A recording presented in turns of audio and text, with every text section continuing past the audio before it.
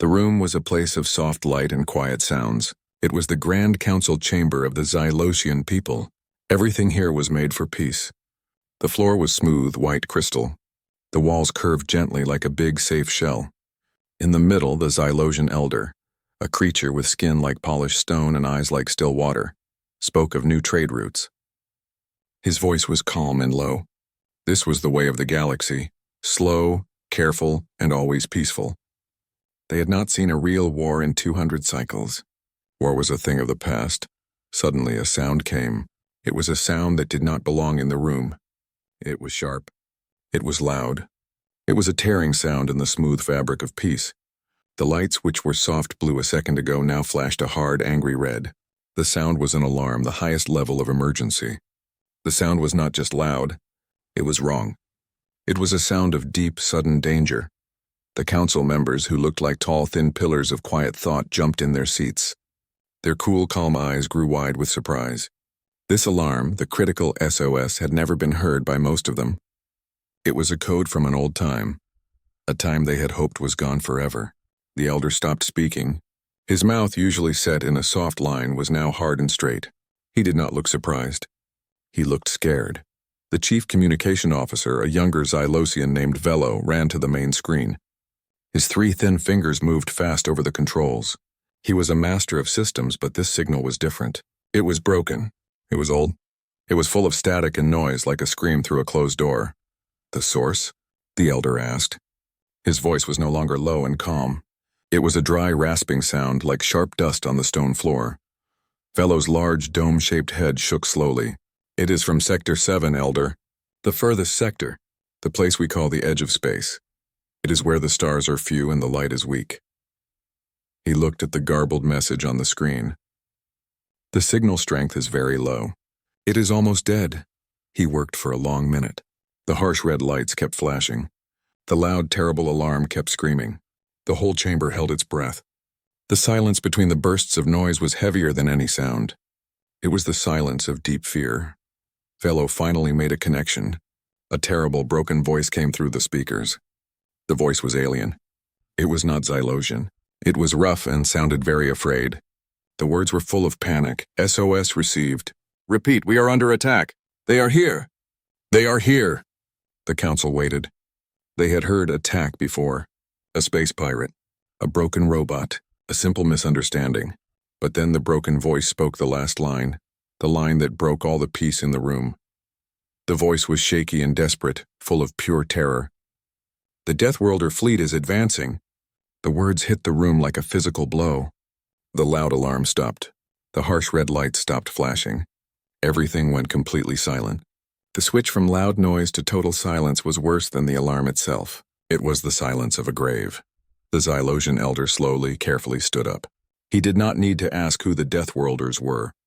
Every species in the civilized galaxy knew the name. It was a curse. It was a legend. It was the deepest shadow in the history books. The elder's stone-like skin seemed to turn a shade paler. His thin, long body trembled. He looked at the council, his calm eyes now filled with a very old, very painful memory. He spoke the name, the true name of the Deathworlders, with a simple whisper that was colder than space itself. Not them, the elder said, his voice barely a breath of air. Not humans. The name hung in the quiet, peaceful air of the council chamber. Humans. The name was simple. The name was 2 syllables. But to the Xylosians, it was the sound of the end of everything. They had found peace, but the Deathworlders had come from a place where peace was just a funny word. They had come from a place of hard struggle. The elder looked out the window, past the clean, bright lights of the capital city, and saw only a future full of dark, unknown violence. The greatest fear was not the attack. The greatest fear was who was attacking. The greatest fear was the simple, terrible truth that the most savage, most hard-to-kill species in the galaxy had suddenly decided to move. The Xylosians did not know the human reason. They only knew the human reputation. And the reputation was made of blood and fire. The Deathworlder fleet was advancing. The peace was over. The video ended with the chilling name of the enemy filling the screen, the silence louder than any war cry. This was only the beginning. The audience knew they had to stay to learn the story of these terrifying humans. The panic had started. The planet was now a target. The high-level security briefing room was a small dark box. It was the opposite of the Grand Council chamber. Here there were no soft lights or crystal floors, only hard metal and bright focused beams of light. The tension in the small room was so thick it was hard to breathe. Captain Velo, the communication officer, was now the chief explainer. It was his job to tell the highest military minds why a small fleet of ships from the outer edge was the biggest threat in 200 cycles. Velo stood before a huge, dark screen. He took a deep, calming breath. His hands were shaking slightly. He knew the data he was about to show was almost unbelievable. It was the reason the galaxy called them Deathworlders. "We must understand their home," Velo started, his voice firm but low. "We call it Planet 3. They call it Earth. We call it a death world. We do not use this word lightly." He touched a control. The huge screen lit up. It showed a spinning, beautiful blue and white planet. To the Xylosians it looked gentle, full of soft clouds and deep oceans. "It looks peaceful." A general named Thrax spoke, his voice heavy with doubt. "It looks like a good wet planet. Why this panic?" Velo nodded. "General, look closer." "The blue is not gentle. That blue is water. 70% of their world is a liquid that they must fight to stay out of. They can drown in their own home. It is a constant battle just to breathe near the large bodies of water." He showed an image of an ocean. "They swim in it," Velo explained. "For fun. They call it a sport. They willingly put themselves in the liquid where they can die." The generals shifted uncomfortably. The idea of doing something dangerous for enjoyment was madness. Velo went to the atmosphere. "Next, the air. We breathe a gentle mix of nitrogen and lighter gases. They breathe air that is 20% pure oxygen. To us, this high oxygen level is a slow poison. It makes fires burn too hot. It makes their bodies run too fast. Their planet is a constant high-speed danger zone." He showed a simple diagram of their planetary gravity. The gravity is much, much stronger than our home planets. Every day, every moment, they fight a heavy force. They grow strong just by standing up. A small human child weighs as much as an adult Xylosian in this gravity. Now Velo began to show the truly terrible facts. He presented images of Earth's animal life. "Their world is covered in predators," Velo stated. "Creatures that hunt and kill for food. They do not have our careful farming systems. They have sharp-toothed animals that run fast. Even the smallest creatures carry death. They have tiny flying insects that inject sickness into their blood. They call them mosquitoes. To live on Earth, you must fight thousands of small dangers every day." He showed a picture of a human. The human was running. "They do not just run from danger," Velo said, his voice rising in disbelief. "They run for no reason. They call it jogging. They push their bodies until they hurt. They do this to feel good. To them, pain is sometimes a source of pleasure. This is a sign of deep madness." He showed an image of two humans hitting each other in a small ring. "They hit each other," Velo explained slowly, "for a prize. For a thing called a belt. They call it boxing. They use pain as a form of social display. We in the civilized galaxy only use violence for defense. They use it as a hobby." The generals were silent. They had high-tech shields and energy weapons. The humans had brutality. Velo then spoke about the most shocking part, the human body. "Their bodies are hard," he declared. "They are built to break, fix themselves, and then become stronger. If they break a bone, it grows back thicker. If they get sick, their internal system fights the sickness with such violence that they sweat fire. They call it a fever. To live, their bodies must wage constant internal war." "And their food?" Velo paused, disgusted. "They eat things that are toxic. They put chemicals in their food to make it burn their mouths. They call it spice. They eat the bodies of their food animals without any special preparation. They put the burning food into their mouths and they like it." General Thrax leaned forward. "So their survival is an act of constant violence? Their planet forces them to be strong, fast, and constantly ready to fight?" "Yes, General," Velo confirmed. "They are the strongest possible survivors. They were not made for peace. They were made for the struggle. We are a gentle species. They are a hardened species. That is why they are Deathworlders. They live where we would all die." Velo returned to the image of the human fleet. "Now they are advancing. We had hoped this species would stay trapped in their deadly home system. They were quiet for a long time. But now they have advanced. Their ships are coming to our gentle space. They have broken the biggest rule of the galaxy. They are bringing a Deathworlder's logic to a peaceful community. He ended the briefing with a simple warning. We must not think of them as an enemy. We must think of them as a natural disaster. They are strong, simple, and they will not stop. We must prepare for a fight against a creature that finds survival fun and uses pain as a challenge. We are soft. They are rock, and the rock is now rolling towards us. The true nature of the enemy was now clear, simple, savage, and terrifyingly strong. The stage was set for the real fear to begin. The audience was now completely invested in how these soft aliens would face the tough, scary humans. The fear was now a cold, solid thing in the military base. The generals had heard the legend of the Deathworlder planet Earth. Now they needed to see the reality of the Deathworlder fleet. Captain Velo was in the observation deck, surrounded by the top military analysts. He stood before a set of new sensor images, pictures from the furthest edge of their system. These were the first clear pictures of the incoming human fleet. The Xylosian defense fleet was a thing of beauty. Their ships were long, thin, and sleek. They curved like the back of a beautiful fish. Their hulls were polished to a perfect bright silver. They used energy shields that shimmered with a soft protective light. They were machines of advanced, elegant science. Then Velo displayed the human ships. The room fell into silence again, but this time it was a silence of confusion, not fear. The images showed ships that were ugly. They were simple boxes. They were gray, dull, and had no curves. They looked like giant, badly made metal bricks flying through space. They were marked with lines and numbers that seemed painted on by hand. They had no glow, no shimmer, no beautiful lights. They looked old. They looked cheap. This is the terrible fleet? General Thrax asked, sounding disappointed, not scared. It looks like a collection of scrap metal. Where are the plasma sails? Where are the warp engines?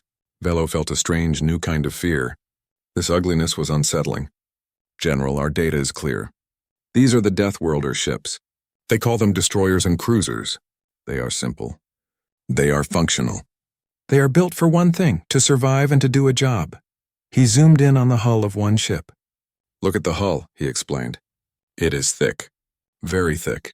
We use thin, light hulls to move fast. They use heavy, dense armor.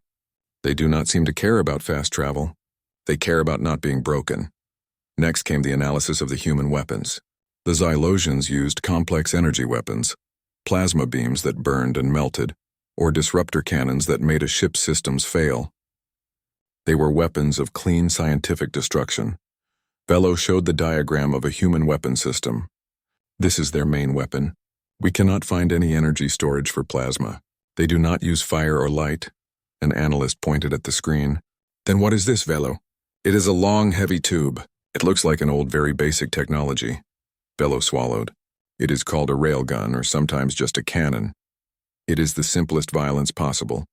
They take a large piece of solid metal, a slug, and use a simple magnetic force to push it at incredible speed.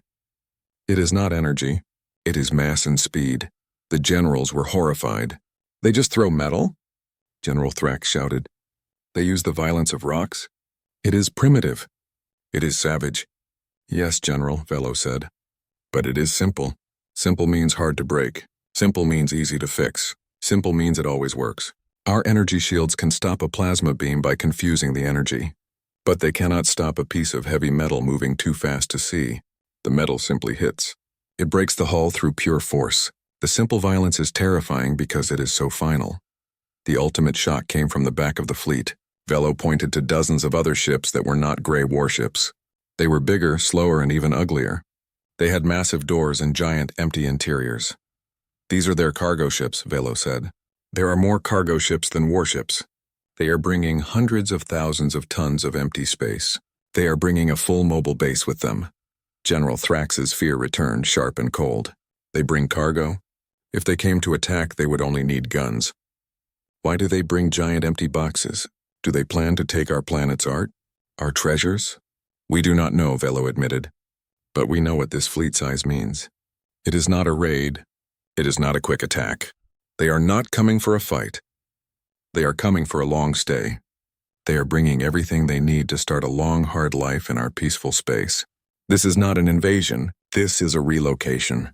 The confusion was now greater than the fear. The Deathworlders' ships were ugly. Their weapons were simple. and their fleet was more focused on carrying things than fighting. This did not match the great war fleets the Xylosians had always imagined. The human logic was alien. It was simple. It was terrifying. It meant their goal was bigger, colder, and more permanent than a quick fight. The Deathworlders were advancing, and they were bringing their whole hard life with them.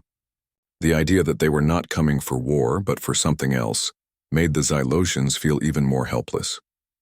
They had prepared for an elegant battle, but the enemy brought only simple boxes and heavy metal. The suspense now lay in what they planned to put into those giant, ugly cargo ships. The Xylosian defense fleet was ready. General Thrax was commanding from his flagship, the Peaceful Protector. His voice was strong, full of confidence. He had spent his whole life planning for a great battle that would never come. Now the battle was finally here.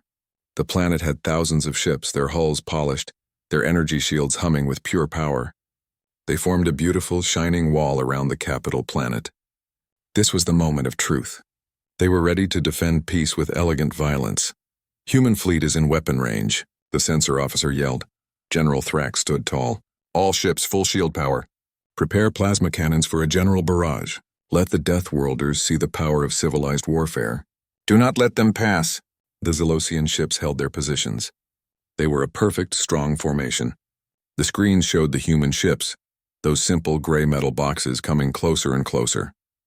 The moment of fire was only 60 seconds away. The tension was extreme. The audience waited for the massive, beautiful space battle to begin, but the human ships did not change their course.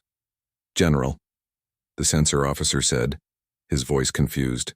"The human ships, they are not slowing down. They are not changing formation." "Are their weapons charged?" Thrax demanded. "No, General. Their railguns are silent. They are still aimed straight ahead. They are not aiming at us. 40 seconds. The human ships were close enough now that the general could see their dull, simple lines on the main screen. They looked heavy. They looked uncaring. "They are coming too fast to stop," the tactical officer cried out. "They will crash into our forward defense line." General Thrax was furious. "Do they not see us? Are they blind? They must stop and fight. This is an insult." Then a moment that broke General Thrax's entire life's training happened. The human fleet reached the Xylosian defense line. They did not fire. They did not stop. They did not crash. Instead, the enormous fleet simply split. Like a river flowing around a small, unimportant rock, the heavy gray ships parted. Half of the fleet swung slightly to the left. The other half swung slightly to the right. They created a massive, perfect gap in the middle of their own formation, and they sailed straight through around the Xylosian defense line. The Xylosian ships were left floating in space. The human ships had passed them without even slowing down. General Thrax stood completely still. His face went pale. They ignored us? Did they not see our shields? Our power? Our perfect formation? They saw us, General, Velo said quietly, watching from the bridge. But they did not stop. They did not see us as an enemy. They saw us as a slow inconvenience. The Xylosian general felt a cold sense of shame. He had prepared for a great battle, a worthy opponent. But the humans had treated his mighty fleet like a roadblock made of paper. They had gone around. Where are they going? Thrax demanded. They ignored our main planet. They ignored our defense. Where is the critical target? Velo pointed to the long-range tactical map. The human ships were not heading for the capital city. They were not heading for the main space station. They were heading for the system's main asteroid belt. They are going to Sector 4, Velo explained, the heavy resource mining colonies. The deep dark place where we dig for metals and rare earth. General Thrax could not believe it. They ignore our people, our government, our military for rocks? They traveled across the galaxy to steal pieces of dirty space rock. Velo's voice was full of the terrible Deathworlder logic he had studied. General, they did not come here to fight us. They came here to get something. And to them, fighting us would have wasted time, fuel, and the cost of one of their simple metal slugs. They did the math. Going around us was cheaper. It was faster. They prioritized the job over the war. The greatest insult of all was not the attack. It was the non-attack. The Deathworlders did not think the Xylosians were strong enough to fight, but they did not think they were important enough to fight either. The Xylosian fleet was now useless. floating in space, watching the ugly gray boxes disappear towards the system's resource zone. The fear changed again. It was no longer the fear of a massive war. It was the cold fear of being completely ignored and dismissed as unimportant. The audience, expecting a huge battle, was left with a more chilling suspense. What kind of being would ignore an entire fleet just to go straight to a quarry? The Xylosian command was now focused on the mining asteroid belt in Sector 4. The confusion of General Thrax had been replaced by a deep, new horror. They watched the main screen, which showed the Deathworlder ships landing heavily near the mining outposts. There were no grand explosions. There were no huge landing flares, just the heavy, solid thud of the metal boxes hitting the ground. The massive cargo doors opened. Everyone expected to see terrifying soldiers in power armor or huge, complex war machines rolling out. What they saw was much, much worse. Out of the cargo bays came small, simple, wheeled vehicles. They were yellow and black. They were called forklifts and excavators. They were simple construction equipment. They also saw small, weak-looking remote drones and a few humans dressed in simple, padded suits. They looked like common workers, not warriors. The humans were moving with a strange, high-speed energy. They did not stop. They did not look around. They simply started working. Fellow zoomed in. Elder General, look. They are not here to fight. They are here to mine. They are connecting to the main resource silos. They are loading the metal into their cargo ships. They are stealing, but they are doing it with the efficiency of a galactic corporation. The Council and the military command watched the screen in silence. The human invasion was not a war. It was a very aggressive, very fast business transaction. The humans were simply collecting what they felt they were owed. Velo explained the chilling reality of the human actions. They brought the most powerful warships in their fleet, not to fight us, but to keep anyone else from stopping them. The warships are just a guarantee. The real goal is the metal. They are treating a military operation like a simple supply run. The original SOS message was brought back up on the screen. Velo had analysts review the background noise and the original encryption. We have found the source of the SOS, Velo announced, his voice tight with surprise. It was not sent by one of our civilian ships. It was sent by a small, local criminal group. They were illegally mining the asteroid belt. General Thrax was confused. Criminals? What do they have to do with the Deathworlders? Everything, General, Velo explained. Our intel suggests this criminal group, the Deep Rock Raiders, made a deal with the humans a few cycles ago. They traded resources for old human technology, but the criminals did not deliver the full amount.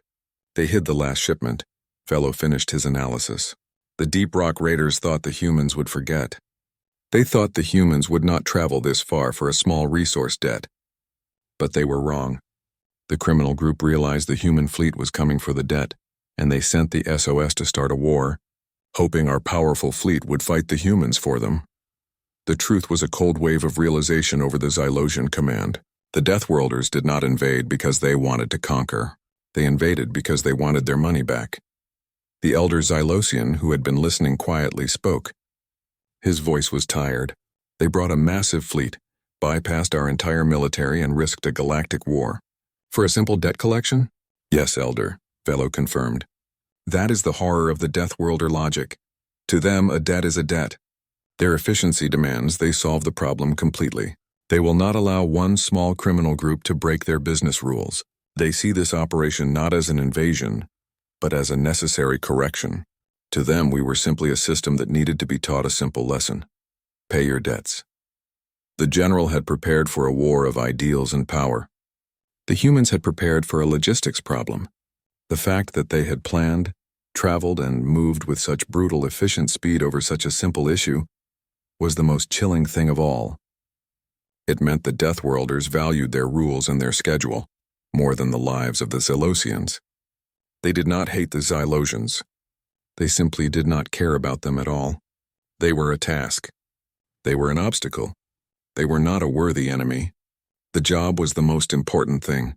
The audience saw that the fear was not about guns, but about the terrifying cold logic of the Deathworlder mind. The operation was over. Just as fast as they had arrived, the humans prepared to leave. The cargo bays of the ugly, boxy ships were now full. The simple yellow and black equipment was quickly packed back inside. The few humans in the simple suits moved with the same high-speed, silent efficiency. They were clean, fast, and completely focused. They did not fire a single shot at the Xylosian defense fleet. They did not try to communicate. They did not leave a message. They had collected their payment and were now simply leaving the system. The sight of the human fleet turning away was not a relief to General Thrax. It was a final deep mark of shame. His magnificent fleet was still floating, unused in space, while the gray boxes sailed away, heavier and richer than before. The human message was clear. The system is now fixed. We have what we came for. The Xylosian Council gathered again in the Grand Chamber. The soft lights were on, and the atmosphere was quiet, but the peace was now a fragile, broken thing. They had seen the shadow.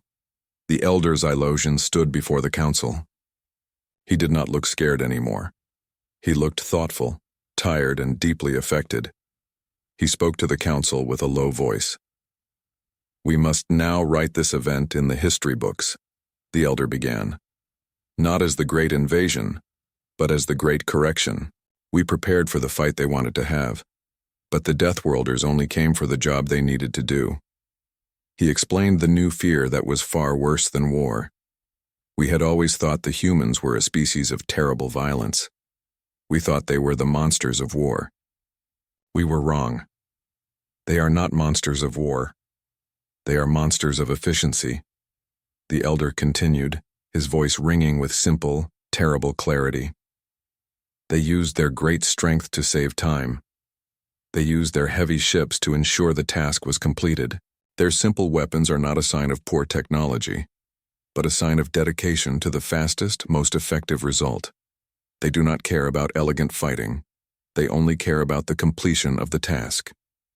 He looked at General Thrax. "General, your fleet was ready to fight a war, but they treated you like a slow shipment.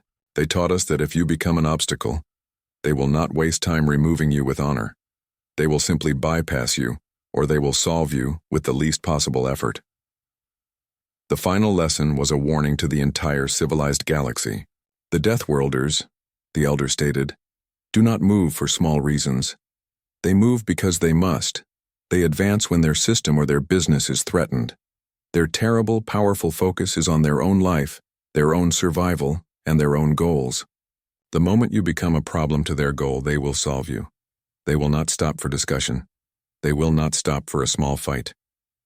The elder gave his final, simple instruction. We will not trade with the Deep Rock Raiders again. We will not allow any group to break an agreement with the Deathworlder sector. We must follow their simple, brutal rule. Do not interfere. Captain Velo, standing by the main tactical map, watched the gray icons of the human ships move slowly out of the system. He took a simple marker and wrote a new label on the largest section of the galactic map, the one containing the human home system. He wrote 3 simple, chilling words. Deathworlder sector, too efficient. The camera lingered on the new label. The peace had returned to the chamber, but it was a peace built on deep, cold fear. The galaxy now understood the true nature of the Deathworlders. They were not savages. They were something far more terrifying. Unbeatable survivors who would let nothing stand in the way of their simple, brutal goals. The final simple warning hung in the air. The galaxy was now a place where efficiency ruled, and the humans were the undisputed masters of the simple, hard task. The video finished with the silent, empty star map, the chilling new title a promise of future, inevitable conflicts.